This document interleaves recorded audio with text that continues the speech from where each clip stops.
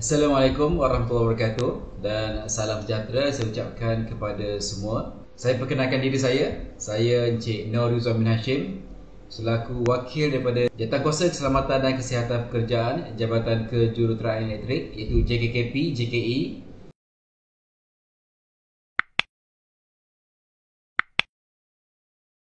Untuk hari ini saya akan berikan satu taklimat iaitu berkaitan dengan taklimat prosedur kerja bagi bengkel E012 iaitu bengkel projek. Dan saya harap para pelajar dapat meluangkan sedikit masa untuk fokus kepada taklimat ini.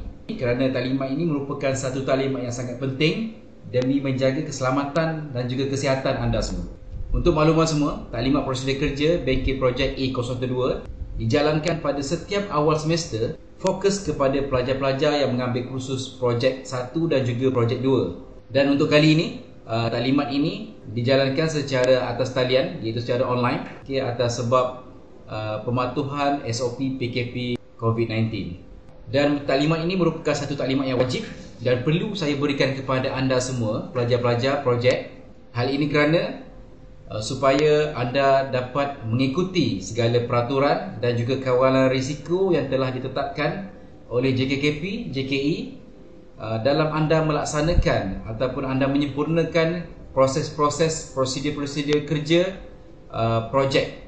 Sebelum saya pergi detail, saya perkenalkan bengkel projek E012 JKE.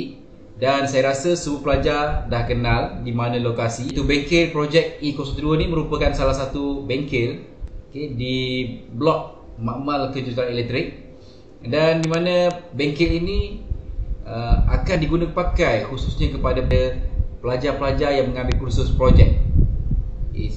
Sama ada projek 1 ataupun projek 2. Bengkel projek ini merupakan salah satu bengkel yang dikenal pasti sebagai bengkel yang paling berisiko.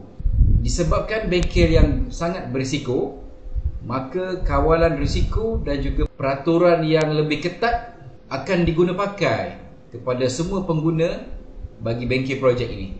Seperti yang anda semua sedia maklum, dalam anda menyempurnakan subjek projek ini, anda akan melalui beberapa proses-proses penting. Antaranya adalah melibatkan PCB development iaitu etching proses. Kemudian anda akan melalui drilling proses, soldering proses dan juga circuit testing and troubleshooting. Dan kesemua proses ataupun kerja-kerja amali ini akan dijalankan sepenuhnya di bengkel projek E012. Saya akan terangkan sedikit berkenaan dengan SOP pasca PKP COVID-19. Dan ini adalah tanggungjawab anda, di mana sebelum hadir ke sesi kuliah bengkel, pastikan anda telah membuat saringan suhu badan sekali sehari, iaitu di beberapa checkpoint yang telah ditetapkan. Tindakan akan diambil bagi pelajar yang tidak menjalankan saringan suhu badan. Sesiapa yang memiliki suhu badan 37.5 darjah Celsius atau lebih, anda tidak dibenarkan masuk. Jadi suka untuk saya ingatkan, syarat untuk anda berada di dalam kawasan Politeknik Port Dickson adalah dengan suhu di bawah 37.5. Anda perlu pastikan sebelum anda nak menggunakan bengkel atau sebelum anda masuk ke dalam politeknik, pastikan anda sihat dalam menjaga keselamatan dan juga kesihatan anda semua. Jadi bagaimana cara untuk anda menjaga keselamatan dan kesihatan anda ketika menjalankan kerja amali? Satu saja saya boleh katakan, iaitu patuh kepada peraturan yang ditetapkan. Jadi saya akan ingatkan anda kembali peraturan-peraturan yang anda perlu patuh ketika berada di bengkel, khususnya dalam bengkel projek. Di sini saya terangkan sekali lagi berkenaan dengan kod etika berpakaian. Kepada pelajar lelaki, pastikan anda berpakaian kemas dan sesuai. Rambut pendek, kuku pendek, pastikan rambut anda pendek, kemas, serta kuku anda juga pendek. Pakai baju bengkel politeknik ketika anda berada di bengkel. Dan wajib untuk anda memakai safety shoes ketika anda berada di mana-mana bengkel JKE. Anda dilarang memakai barang kemas, contohnya seperti rantai, cincin, gelang dan lain-lain. Dan anda perlu memakai pakaian perlindungan diri iaitu PPE yang telah ditetapkan. Bagi pelajar perempuan pula, kod etika berpakaian anda adalah seperti pakaian yang sesuai untuk kerja amali. Anda dilarang pakai baju kurung ataupun skirt ketika menjalankan kerja-kerja amali di bengkel, khususnya di bengkel projek. Okay, sila pakai baju bengkel politeknik. Sekiranya anda memakai tudung, pastikan tudung dimasukkan ke dalam baju bengkel. Rambut diikat kemas bagi pelajar non-Muslim. Dan anda wajib memakai safety shoes ketika anda berada di mana-mana bengkel. Anda dilarang memakai barang kemas.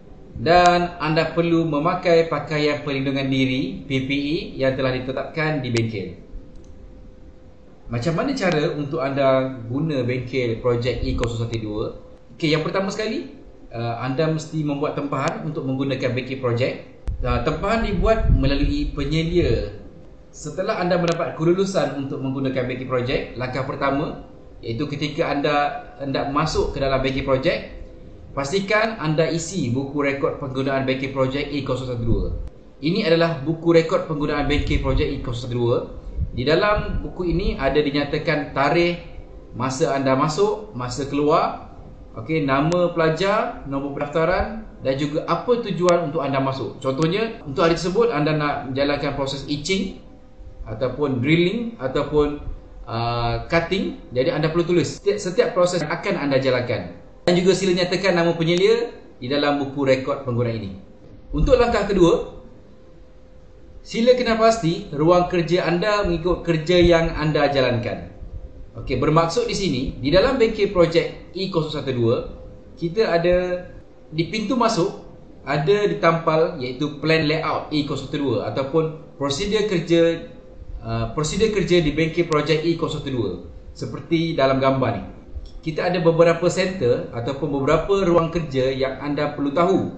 Okey, contohnya pertama saya terangkan di sini iaitu di pintu masuk. Mula-mula sekali anda akan temui center 1. Iaitu di center 1 iaitu center PPE. Okey. Di sini kita ada PPE untuk pelajar dan juga PPE untuk pensyarah. Untuk musim pasca PKP COVID-19 ni, okey, semua PPE tidak akan disediakan. Semua PPE adalah dilarang untuk berkongsi, perlu membawa PPE anda sendiri. Dalam plan layout ini juga kita ada center 2, center 3 dan juga center 4. Okey, di setiap center 2, 3 dan 4 ini adalah mewakili prosedur kerja SOP 2, SOP 3, 10, 12, SOP 11. Untuk center 2, center 3 dan center 4 ini adalah kawasan chemical area.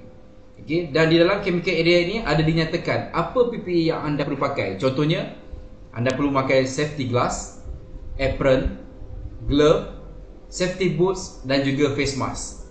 Okey, bermaksud di dalam kawasan chemical area ini kelima-lima PPE ini wajib dipakai. Sekiranya anda kurang satu daripada 5 PPE ini, maka anda tidak dibenarkan berada di dalam kawasan chemical area ini. Dan bilangan pelajar untuk satu-satu masa berada dalam chemical area ini ada dinyatakan di dalam plan layout ini iaitu seramai 5 orang. 1, 2, 3, 4, 5. Ini menunjukkan bilangan maksimum pelajar yang boleh berada dalam kawasan ini pada satu-satu masa. Dan kita juga ada kawasan working area 1, okey, di mana PPE-nya adalah safety shoes iaitu dengan bilangan maksimum pelajar adalah 3 orang. Kita juga ada kawasan cutting area iaitu PPE yang dikenakan adalah safety shoes dan juga safety glass. Bilangan pelajar maksimum adalah 2 orang. Kawasan drilling area, ada 2 drilling area di sini. Kita untuk bahagian untuk working area 2, bilangan pelajar adalah 2 orang. Kawasan grinding area, bilangan maksimum pelajar adalah 2 orang pada satu masa. Dan kita juga ada bahagian housekeeping tools dan juga disposal and damage equipment area. Sebelum anda nak masuk ataupun anda nak melakukan kerja, sila kenal pasti di mana sepatutnya anda berada dan sila patuhi PPE yang patut anda pakai. Okey, langkah ketiga, bila anda dah kenal pasti di mana ruang anda dan apa PPE yang anda perlu pakai, maka anda perlu memakai PPE yang telah ditetapkan mengikut center ataupun ruangan kerja. Ini adalah contoh sekiranya anda berada di chemical area di mana anda perlu memakai 5 PPE iaitu safety glass, face mask, apron, glove dan juga safety shoes. PPE ini bergantung kepada ruangan kerja dan setiap ruangan kerja telah dilabelkan PPE apa yang perlu anda pakai. Okey, ini adalah center 1 tadi. Okey, memang telah disediakan, tetapi untuk musim pasca PKP COVID-19 ini, anda tidak dibenarkan untuk berkongsi PPE dan anda perlu membawa PPE anda sendiri demi menjaga kebersihan dan juga keselamatan anda semua. Dan di bahagian ini juga, dan di pintu masuk ada dipamerkan plan layout for PCB etching process, dan ini adalah center 2-3, iaitu chemical area for etching. Di center 2 dan 3 ini anda akan menjalankan proses etching, salah satu proses dalam pembangunan litar. Dan di sini juga telah dinyatakan apa PPE yang anda pakai, ada 5 PPE, dan sila patuh kepada PPE itu. Di center 4 adalah chemical area for chemical waste. Di center 4 adalah bahagian chemical waste.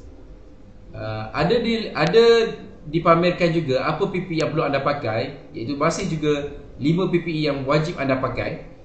Di bahagian chemical area ini adalah tempat pembuangan bahan kimia yang anda telah pakai pada proses etching sebelumnya, dan anda perlu membuang sisa etching tersebut di dalam tong biru yang disediakan, dan tong biru ini dilabelkan chemical waste. Ini adalah kawasan drilling area. Juga ada dinyatakan apa PPE yang perlu anda pakai, dan sila ikut kepada SOP yang telah ditetapkan.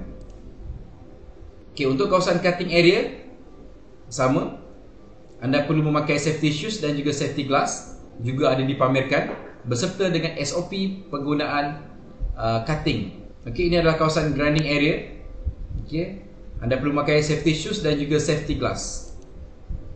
Contoh pemakaian PPE bagi etching proses, iaitu pemakaian PPE ketika anda berada di chemical area. Ini adalah PPE untuk pelajar perempuan, sama juga PPE untuk pelajar lelaki.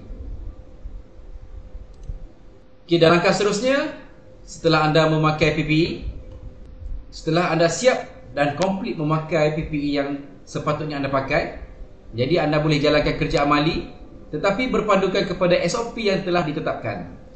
Untuk makluman semua, di setiap center-center tersebut telah ada dipamerkan SOP bagi setiap mesin yang anda hendak pakai. Jadi anda perlu ikut kepada SOP yang telah ditetapkan. Sebagai contoh, kita ada SOP untuk etching, cutting, drilling dan juga soldering. Jadi saya tunjuk sedikit macam mana rupa SOP berkenaan. Ini adalah contoh SOP untuk mesin drilling, iaitu drill press. Di sini ada dinyatakan apa PPE yang perlu anda pakai, dan juga apa prosedur kerja yang anda perlu ikut, iaitu dinyatakan untuk pre-operation, operation dan juga post-operation. Sila ikut prosedur kerja ini dengan baik untuk menjamin keselamatan anda semua. Selain itu, kita juga ada SOP untuk penggunaan PCB etching ataupun untuk menjalankan kerja-kerja etching. Turut dinyatakan apa PPE yang perlu anda pakai pada SOP etching ini, dan kita ada prosedur, iaitu pre-operation, operation dan juga post-operation. Jadi saya harap anda semua akan patuh kepada SOP yang telah ditetapkan ini. Seterusnya, langkah kelima, mengemas kini kawasan kerja dan pastikan dalam keadaan bersih. Dan sila pastikan kawasan kerja anda sentiasa bersih ketika anda menjalankan kerja, dan juga ketika anda selesai menjalankan kerja, sila pastikan keadaan bersih seperti asalnya. Dan penyapu, penyodok ataupun bahan-bahan lain untuk housekeeping ada disediakan. Itu adalah tanggungjawab anda semua. Seterusnya saya akan terangkan berkenaan dengan carta alih etching proses. Saya perlu terangkan berkenaan dengan etching proses ini kerana proses ini merupakan salah satu proses yang berisiko tinggi yang boleh mendatangkan bahaya kepada anda semua. Dan proses etching ini ada juga dinyatakan di dalam SOP yang saya tunjukkan sebentar tadi. Dan di sini saya perlu terangkan sekali lagi supaya anda lebih peka terhadap proses yang perlu anda jalankan. Jadi untuk menjalankan proses etching ini, anda perlu patuh kepada PP yang ditetapkan, iaitu 5 PP yang anda perlu pakai. Iaitu yang pertama, anda perlu pakai safety glass. Yang kedua, anda perlu pakai face mask. Yang ketiga, anda perlu pakai apron. Seterusnya, anda perlu pakai glove dan juga safety shoes. Okey, setelah komplit 5 PPE ini, barulah anda boleh menjalankan kerja etching proses. Jadi bila dah komplit, macam mana cara nak jalankan etching proses? Okey, yang pertama, anda perlu sediakan bahan-bahan, anda perlu sediakan peralatan-peralatan, contohnya besin etching. Okey, dan juga serbuk ferric chloride ataupun serbuk etching, di mana serbuk ini anda boleh dapatkan melalui penyelia anda ataupun melalui pembantu makmal. Jadi kita teruskan kepada prosedur kerja etching proses. Jadi yang pertama, masukkan 3 sudu serbuk ferric chloride ke dalam bekas yang sediakan. Jadi pastikan seperti dalam gambar ini, anda masukkan 3 sudu serbuk ferric chloride ke dalam bekas yang disediakan. Step nombor 2, campurkan dengan air panas lebih kurang anggaran 500 ml untuk melarutkan serbuk ferric chloride.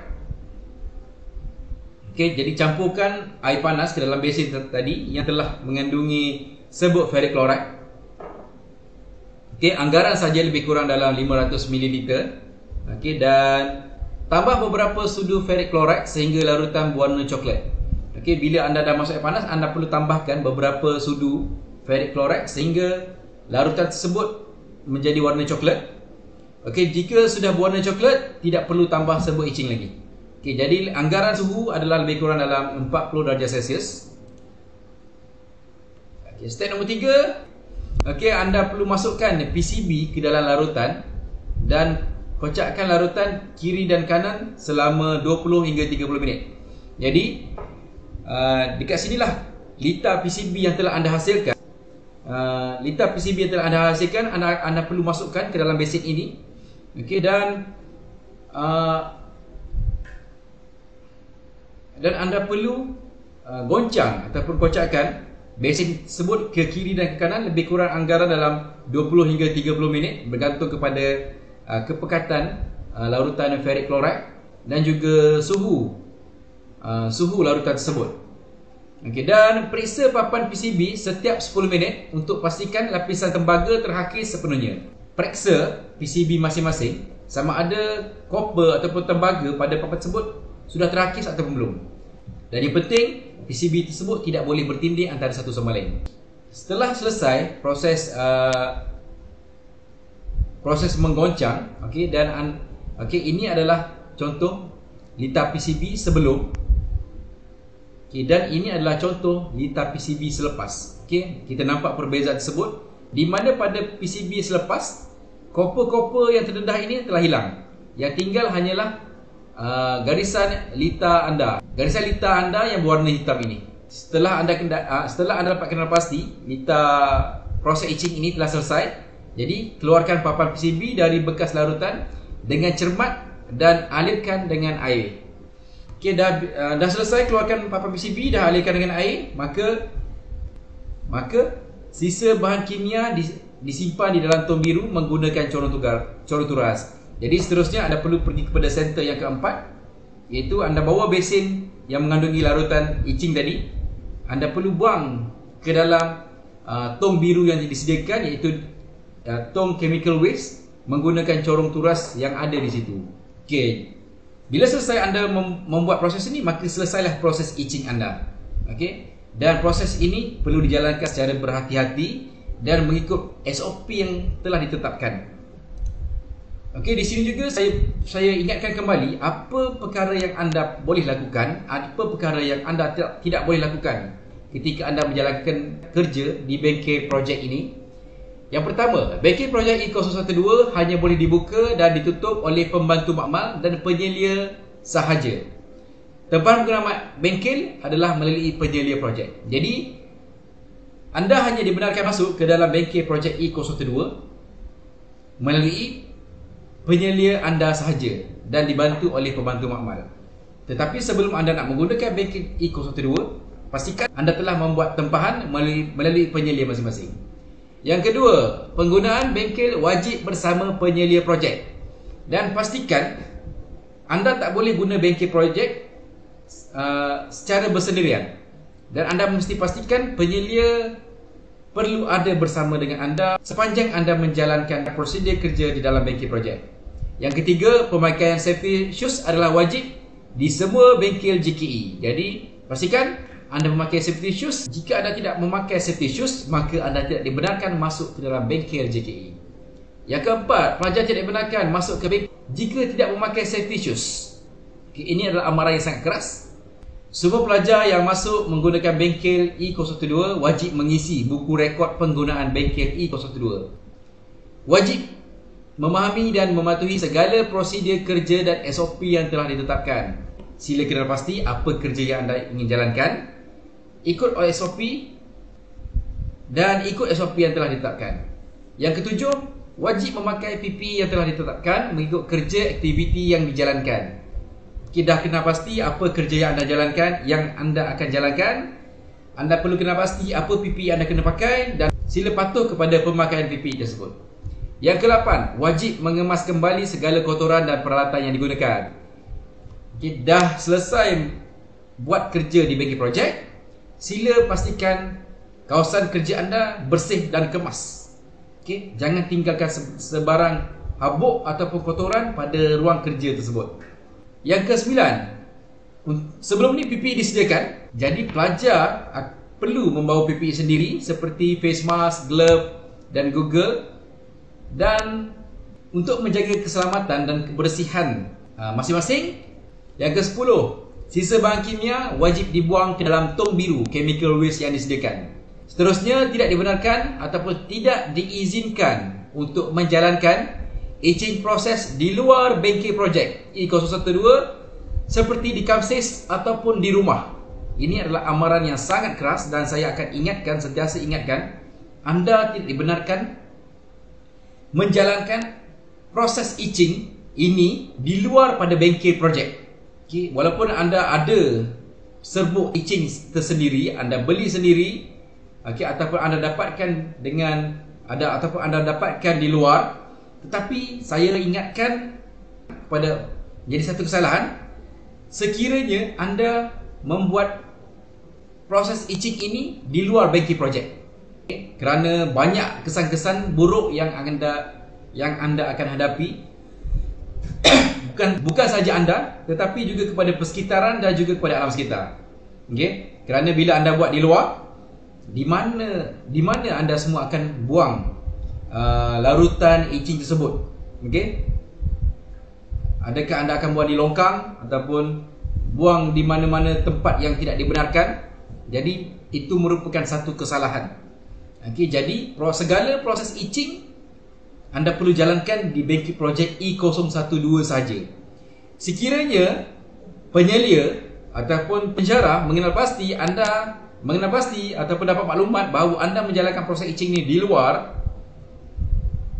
maka tindakan akan diambil, dan juga markah projek anda juga, dan perkara ini dan kesalahan ini akan menjejaskan markah bagi kursus projek yang anda ambil. Jadi tolong ingat, benda ini sangat kami tekankan, etching proses tidak dibenarkan dibuat di luar bengkel projek. Seterusnya, serbuk cecair etching tidak dibenarkan dibawa pulang keluar dari bengkel projek. Dan jangan cuba untuk bawa keluar serbuk etching ini di luar bengkel projek. Walaupun anda tengok ada lebihan serbuk etching, anda tidak dibenarkan sama sekali untuk bawa keluar. Jika serbuk etching habis, mohon dengan penyelia atau pembantu makmal. Serbuk etching hanya boleh dikeluarkan oleh penyelia dan pembantu makmal sahaja. Sekali lagi saya ingatkan, dalam anda menjalankan proses-proses kerja di dalam bengkel projek E012, sentiasa ingat, elakkan 3S. Elakkan bekerja dalam kawasan yang sesak, elakkan kau berada di tempat yang sempit, dan juga elakkan sembang dekat. Dan sila amalkan kerap membasuh tangan, pastikan penjarakan sosial di dalam bengkel projek E012, dan sentiasa guna pelitup muka. Seterusnya, bagi memastikan anda mengikuti ataupun anda ikut segala peraturan-peraturan dan SOP telah ditetapkan, satu borang akor janji pematuhan kepada kawalan risiko ini akan diedarkan kepada penyelia-penyelia, dan anda perlu dapatkan borang aku janji ini melalui penyelia masing-masing. Anda perlu isi borang aku janji bahawa anda akan patuh kepada segala proses-proses kerja, terutamanya kepada proses-proses melibatkan proses berbahaya seperti itching, di mana anda perlu membuat aku janji dan untuk anda patuh kepada peraturan-peraturan ini. Sekiranya anda tidak patuh, maka tindakan akan diambil. Wajib diisi oleh semua pelajar. Setelah anda mengisi dan anda menandatangani borang tersebut, sila serahkan kepada penyelia, dan penyelia akan menyerahkan kepada wakil JKKP jabatan dan juga kepada ketua jabatan. Dan saya ingatkan kembali, di dalam bengkel projek E012 kita ada pelan laluan kecemasan. Dan pelan ini ada ditampalkan, ada dipamerkan di dalam bengkel. Sila peka terhadap pelan laluan kecemasan ini untuk anda sentiasa, bagi memastikan anda sentiasa bersedia sekiranya berlaku sebarang kecemasan. Dan di sini ada tempat berkumpul. Di sini ada tempat berkumpul sekiranya berlaku sebarang kecemasan, iaitu di assembly point 2, iaitu di sebelah blok E, sebelah blok akademik E. Jadi akhir kata daripada saya, utamakan keselamatan, safety first, dan juga report all near miss. Safety always, never take a break from safety. A near miss today could be an accident for tomorrow, so report all near miss. Akhir kata daripada saya harap semua orang dapat menjaga keselamatan diri, menjaga keselamatan dan juga kesihatan rakan-rakan anda, rakan-rakan sekerja anda, seluruh warga JKE. Kita nak semua orang buat kerja dalam keadaan selamat dan juga sihat. Dan patuh kepada SOP dan juga peraturan-peraturan yang ditetapkan. Peraturan dan SOP yang telah ditetapkan ini bertujuan dia untuk memastikan keselamatan dan juga kesihatan kita semua.